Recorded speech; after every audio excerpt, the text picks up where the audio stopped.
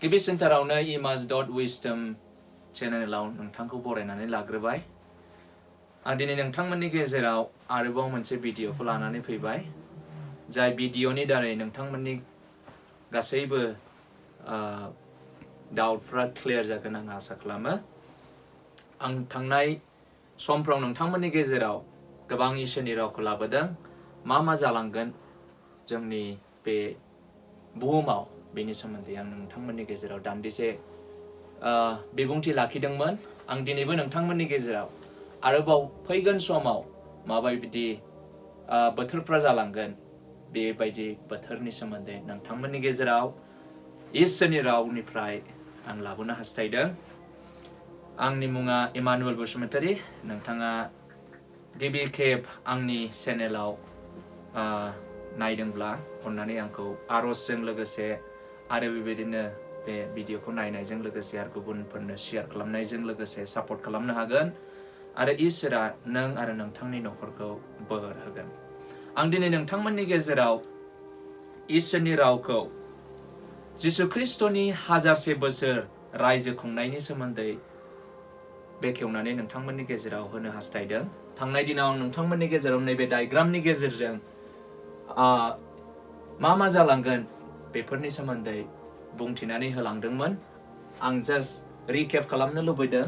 आं नोंथांमोननि गेजेराव बुंदोंमोन जाहैबाय नैबे अल्ड टेस्टामेन्ट इसोरा गाव मोनसे रादाय खानाय बायदि जिसु ख्रिस्टआ बे संसाराव फैनानै जोंनि लागै बियो बुलिखौ बावदोंमोन, जेन' जोङो जोंनि पापनिफ्राय जोंनि गासै दसनिफ्राय इसोरा जोंखौ रैखा खालामनाय बायदि। आं बेखौबो नोंथांमोननि गेजेराव बुंदोंमोन जाहैबाय चार्च एज बा गिर्जानि मुगा बा गोथार जिउनि मुगा। बे गोथार जिउनि मुगाया दानिफ्राय 2000 नि सिगां इसोरा गावनि गोथार जिउखौ हरनानै गावनि सेलाफोरनि दारै गावनि चार्चखौ बियो गायसनदोंमोन आरो गायसननायजों लोगोसे गासै संसाराव गावनि सेलाफोर थांनानै इसोरनि रावखौ बियो बुंथिहैदोंमोन आरो बेबायदिनो इसोरनि रावा गासै संसाराव गोसारनानै दिनै जोङो नुनो मोनदों इसोरनि रायजोआ गेदेरनिफ्राय गेदेर बारायलांनायखौ। आं बेखौबो नोंथांमोननि गेजेराव बुंदोंमोन जाहैबाय जे रेपचार बा साबखांथि बा जिसु ख्रिस्टनि जोमैनि रडआव लांखोनाय फोथायारिफोरखौ बे माब्ला जागोन? 7 बोसोरनि सिगां बियो जाथाया जागोन। आं नोंथांमोननि गेजेराव बे बिषयखौबो आं बिबुंथि लाखिदोंमोन। बेनियाव आं नोंथांमोननि गेजेराव बेखौबो बुंदोंमोन जाहैबाय जे 666 3 बोसोर आरो खावसेनि गेजेराव एन्टिक्राइस्टआ बे नाम्बारखौ लाबोगोन, मानोना इजराइलफ्रा एन्टिक्राइस्टखौ फल' खालामालासिनो बिसोरो बेनि हेंथा गसंनायनि थाखाय बे नाम्बारखौ एन्टिक्राइस्टआ गायसनगोन। नाथाय इसोरा गावनि फोथायारिफोरखौ बासायनो थाखाय एन्टिक्राइस्टनिफ्राय आरो 10 जन जे राजा, बे राजाफ्रा इसोरनि मानसिफोरखौ बा इजराइलारिफोरखौ फोजोबस्रांनो थांखि लानायनिफ्राय इसोरा गावनो सोरगोनिफ्राय बे संसाराव बियो फैगोन। आं नोंथांमोननि गेजेराव बुंदोंमोन जाहैबाय जाकारिया चैप्टार 14, जाकारियानि 14 अध्याय 2 आरो 3आवबो इसोरनि रावा जोंनो खोन्थादों जिसु ख्रिस्ट आरो इसोरा गावनो माउन्ट अलिभ होननाय जायगायाव बे संसाराव बियो फैगोन आरो इसोरनि हेंथा गसंग्रा साफ्रोमफोरखौबो बियो नष्ट खालामगोन, दंस खालामगोन आरो इसोरा बे दंस खालामनायजों लोगोसे बे संसाराव राजा महरै फैनानै बियो रायजोखौ बियो खुंफैगोन। दा बाइबेला जोंनो फोरोंदों नुजाहोजानाय 20 अध्याय 1 निफ्राय लानानै जेब्ला जोङो फरायो 7 सिम जोङो जिसु ख्रिस्टआ बे संसाराव फैनानै रायजो खुंनायनि सोमोन्दैखौ जों नुनो मोनो। जे जिसु ख्रिस्टआ सोरगोनिफ्राय गावनि फोथायारिफोरखौ लानानै बे संसाराव बे 1000 बोसोर बियो रायजो खुंनो थाखाय बियो संसाराव बियो फैगोन दा जों बेखौ नुबाय नुजाहोजानाय 20 अध्यायाव इसोरनि रावा बुंदों जाहैबाय 1000 बोसोर इसोरा बे संसाराव फैनानै सासन खालामगोन जेब्ला जोङो 2 सामुएल चैप्टार 7 आव जेब्ला जों नायो अब्ला जों बेखौ जोङो मोनथिगौ जाहैबाय इसोरा दाबिदजों मोनसे रदाय खादोंमोन बे रदाया जाहैबाय दाबिदनि सिंहासनाव इसोरा जिरायनानै सासन खालामनाय आरो मानसिफोरनो शान्ति आरो एखतियारखौ होनाय नैबे दाबिदनि जे इसोरजों रादाय खानाय बा इसोरा जे दाबिदजों रादाय खानाय बे बिषयखौ जोङो नैबे नुजाहोजानाय 20 अध्याय जे 1000 बोसोर इसोरा संसाराव फैनानै रायजो खुंफैनाय बे बिषयखौ जोङो जाफुंनाय नुनो मोनो दा बे 1000 बोसोराव माबायदि महर लागोन बा 1000 बोसोरा माबायदि जागोन जोङो दान्दिसे सम जों इसोरनि रावनिफ्राय जोङो नायनि सेथियाव जों नुनो मोनो सैतानखौ इसोरा खानानै दोननाय सैतानखौ इसोरा खानानै दोनबाय मानो होनोब्ला सैताना गासै गाज्रिफोरखौ लाबोग्रा सैताना गासै नंखाय बाथ्राफोरखौ सैसोनायखौ आरो गाज्रि जिनिसफोरखौ लाबोग्रा बेनिखायनो इसोरा जेब्ला ख्रिस्ट'आ 1000 बोसोर बियो रायजो खुंगोन अब्ला इसोरा सेथियाव मा खालामगोन सैतानखौ बियो खानानै दोनगोन सैतानखौ खानानै दोनगोन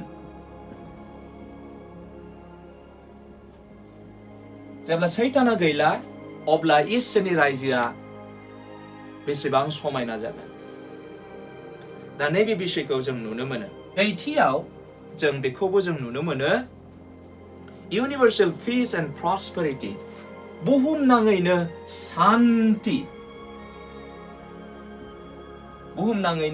शान्ति आरो जों नुनो मोनो आग्लाय बिग्लायखौ जों नुनो मोनो शान्ति आरो आग्लाय बिग्लायखौ जों नुनो मोनो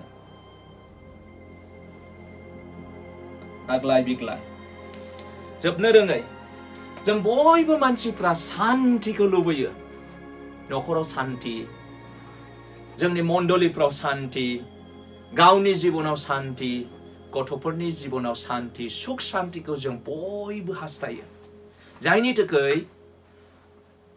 बुहुमनाङैनो अर्गानाइजेशनफ्रा माबायदि शान्तिखौ संसाराव लाबोनो हागोन बेनि थाखाय खामानि मावबाय थायो जोंनि भारत बंशआवबो प्राइम मिनिस्टार बा कैबिनेट मिनिस्टार बेबायदिनो गोबां NGOsफ्रा शान्तिखौ लाबोनो हास्थायो आरो खामानिखौ मावो नाथाय बे मावनायनि समावबो जों नुनो मोनो जोंनि संसाराव गोबां रोखोमनि दुखुआ सफैयो दा COVID-19 नि गेजेराव जों नुनो मोनदों नखराव शान्ति गैया अशान्ति बिसि फिसायनि गेजेराव नांज्लायनाय गथ' गथायफोरनि गेजेराव नांज्लायनाय गोबां शान्ति गैयै बे शान्ति गैयै समखौ जों नुनो मोनदों गोबाङा बेबायदिनो दावहाफोरखौबो नुनो मोनदों थांनाय दिनफ्राव नोंथांमोना निउस पेपाराव फरायदोंमोन फिलिस्टाइनजों आरो इजराइलजों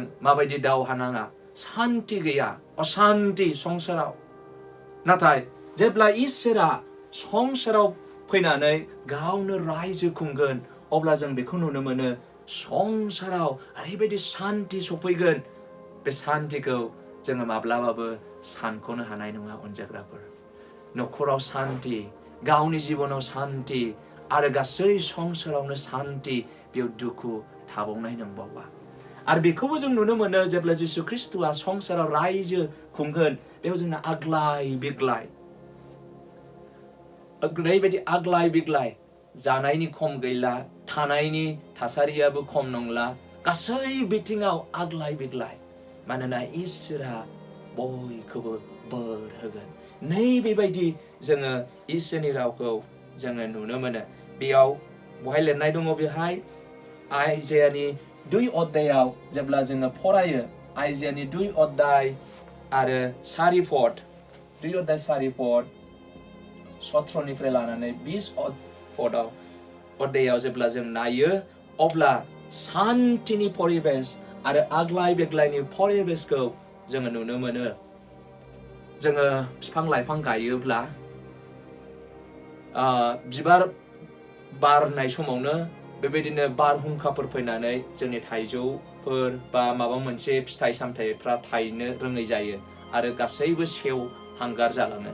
नाथाय फैगोन दिनाव बे 1000 बोसोरसेयाव गासैबो इसोरनि बोरा थागोन आरो जायफ्रा बेबायदिनो गायनाय फुनाय गायगोन बा बेबायदिनो खामानिफोर मावगोन बयबो आग्लाय बिग्लाय बिसोरो मोनजानो मोनगोन। जोङो बेखौबो जों नुनो मोनो आइजायानि 19 अध्याय बेनिफ्राय 24 आरो 25 आवबो जों बे जिनिसखौ नुनो मोनो। दा बे जिनिसखौ जोङो बरसा खालामनो हायो अनजाग्राफोर जायफ्रा जिसु ख्रिस्टखौ फोथायनानै सोरगोआव बा रेपचार लांखोजाबाय जोमैनि रडआव लांखोजाबाय बिसोरो जिसु ख्रिस्टजों फैनानै संसाराव खामि फैनो मोनगोन आरो इसोरजों रायजो खुंफानो मोनगोन आरो जोङो बे जिनिसखौ जों नुनो मोनगोन कि संसाराव शान्ति आरो आग्लाय बिग्लायखौ। थामथियाव जों बेखौ नुनो मोनो जाहैबाय बियो 1000 बोसोर गोलाव आयु बोसोरनि बियो रायजो। बाइबेला जोंनो खोन्थादों उन्दै गथ'आ 100 बोसोराव थैगोन होननानै। आरो जायफ्रा बे समावबो गोबांफ्रा बेबायदिनो इसोरनि जेंना गसंब्ला बिसोरबो थैनो नांगोन। इसोरनि रावा बुंदों जे सासे उन्दै गथ'नि बैसोआ 100 जागोन आरो बे उन्दै गथ'नि थैनायनि समा 100 बोसोर होननानै इसोरनि रावा जोंनो आइजायानि 65:20 आव खोन्थादों। आइजायानि 65:20 आव जोंनो खोन्थादों। बिराद गोलाव आयु। दा जों मानसिफ्रा बेसेबां गोबाव जोरो? 70, 80 जोरथारब्लाबो 90 एकदम खुनुरुखुम जों बेखौसो जोंनि बर' माहारिफोरनि गेजेराव जों नुनो मोनदों। नाथाय बै समाव जायफ्रा खामिगोन बिसोरनि आयुफ्रा गोलाव जागोन आरो बिसोरो इसोरनिफ्राय शान्तिखौ मोनगोन आरो इसोरनिफ्राय बोरखौ मोनगोन। ब्रैथियाव जों बेखौ जों नुनो मोनो जय, किंडम अफ जय, रंजानाय।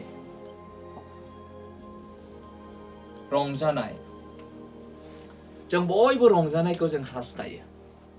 खुसि, शान्ति, रंजानाय।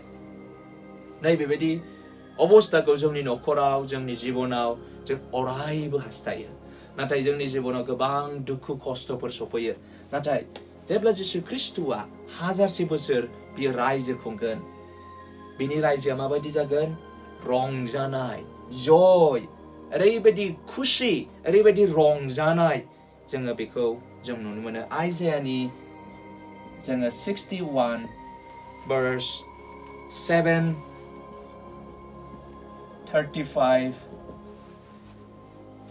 एकनिफ्राय लानानै 2 अध्याय बे बोसोनफ्राव जों नुनो मोनो। आइजायानि 61 एकनिफ्राय लानानै 2 अध्यायावबो जेब्ला जों नायो अब्ला जों बेखौबो जों नुनो मोनो।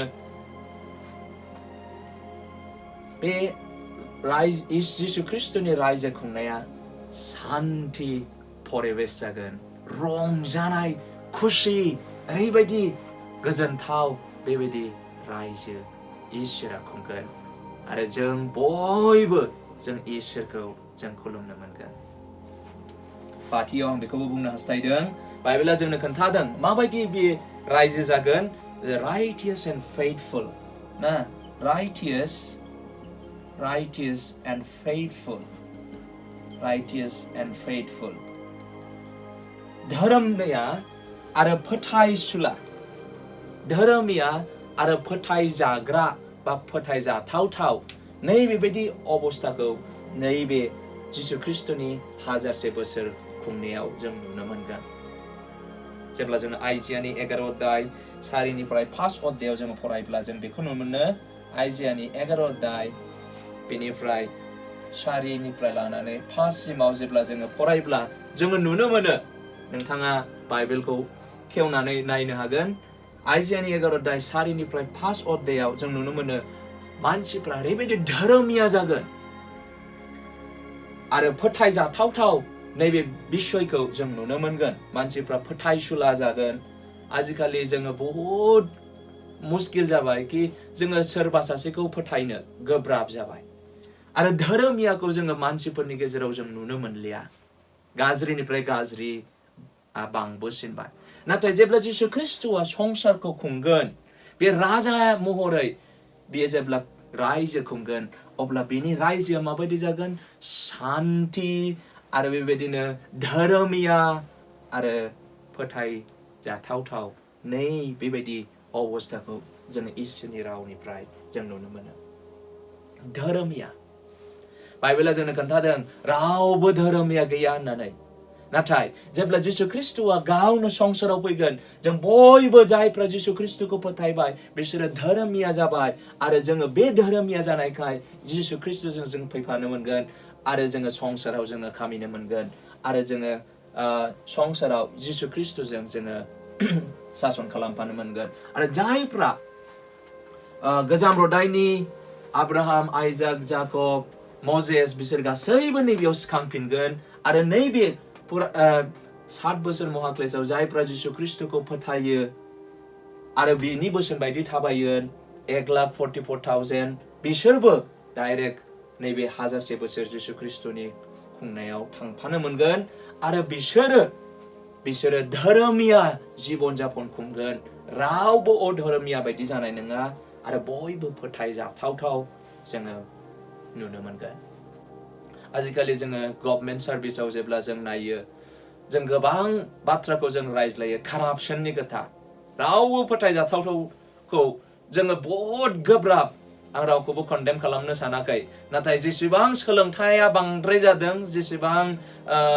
एजुकेटेड जादों एसेबांसिम बेबायदिनो कारापसना बांनायनिफ्राय बांसिनदों नाथाय फैगोन दिनाव जिसु ख्रिस्टआ जेब्ला गावनो सासन खालामगोन अब्ला कारापसन थानाय नङा बयबो फोथायजाथावथाव बेबायदि फोथायजाथावथाव खामानिफोरखौ मावगोन आरो बयबो धोरोमिया जीवन जापन खुंगोन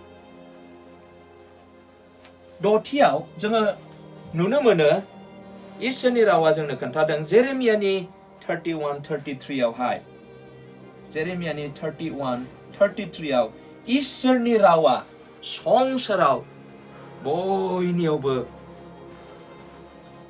गोसारगोन all the world shall be filled with the knowledge of God's word इसोरनि रावजों संसारा बुंफबगोन रावखौबो फोरोंनांनाय नंबावला जेब्ला बिसोरो इसोरखौ लेंनायनि सिगां इसोरा बिसोरनि खाथियाव थांगोन होननानै इसोरनि रावा जोंनो खोन्थादों पुरा गासै संसारावनो इसोरनि रावा गोसारगोन गासै संसारावनो दा नैबेबायदि अबस्थाखौ जोङो नैबे 1000 बोसोर इसोर बा जिसु ख्रिस्टनि रायजो खुंनायाव जों नुनो मोनो अनजाग्रा बिदा फंबाय बिब' बिनानावफोर आं नोंथांमोननि गेजेराव बेखौनो बुंनो हास्थायदों नैबे ओरैबायदि मोजां थासारि ओरैबायदि रंजानाय शान्ति जेराव दुखु गैया ओरैबायदि मोजां थासारि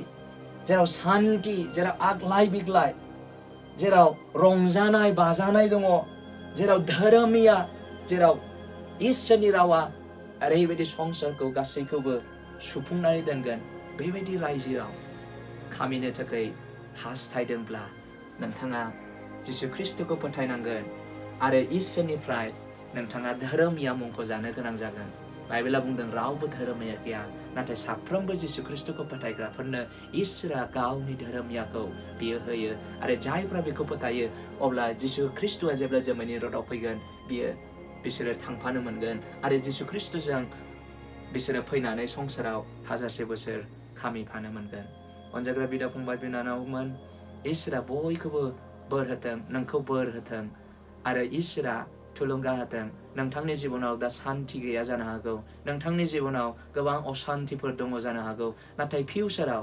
इयुनावहाय जोंनो इसोरनि रावा बुंदों सान्थि परिबेस फैगोन। इसोरनि रावा बुंदों आग्लाय बिग्लाय नैबेबायदि रंजानाय धोरोमिया नैबेबायदि रायजोआव इसोरा जोंखौ लांनो थाम थिम बियो खालामगोन।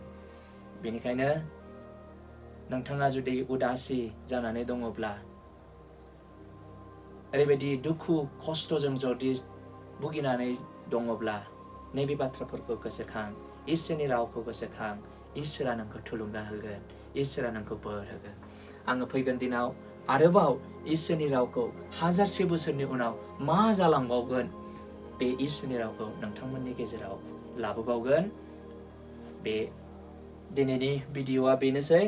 आं आसा खालामो नोंथांमोना बे इसोरनि रावनि दारै बोरखौ मोनगोन होननानै। बयखौबो इसोरा बोर होथों।